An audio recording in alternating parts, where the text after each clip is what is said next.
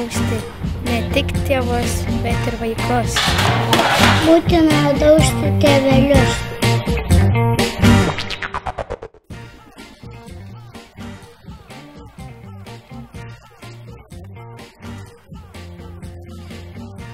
Gauna.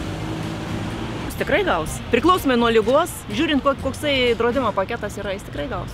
Po ilgų klaidžiojimų po draudimo bendrovės koridorius, manau, kad taip. Gauti gal ir gaunu, bet ne tiek, kiek priklauso greičiausiai.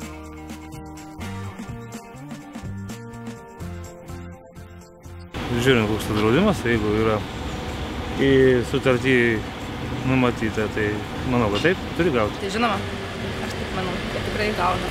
Turėtų gauti. Draudimo išmokos šiais atvejais išmokamos tada, kai asmuo yra pasirinkęs ne tik gyvybės rizikos draudimą, bet ir papildomus rizikos draudimus nuo nelaimingų atsitikimų ir ligos atvejus. Konkrečiai tai yra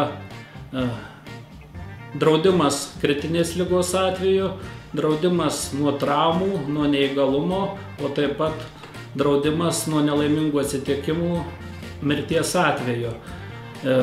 Ir pavyzdžiui, jeigu gyventojas yra apsidraudęs gyvybės draudimu ir kaip papildomą riziką pasirinkęs nelaimingų atsitikimų išmokas mirties atveju, įvykus tokiam nelaimingam atsitikimui, jo šeima gauna tiek gyvybės draudimo išmoką, tiek išmoką dėl nelaimingų atsitikimų mirties atveju.